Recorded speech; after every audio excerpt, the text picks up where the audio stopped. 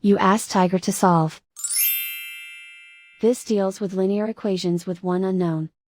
The final result is x equals 9. Let's solve it step by step. Group all constants on the right side of the equation. Add 8 to both sides. Simplify the arithmetic.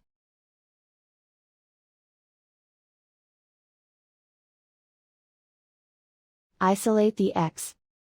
Divide both sides by 8.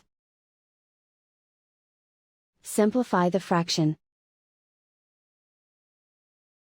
Find the greatest common factor of the numerator and denominator.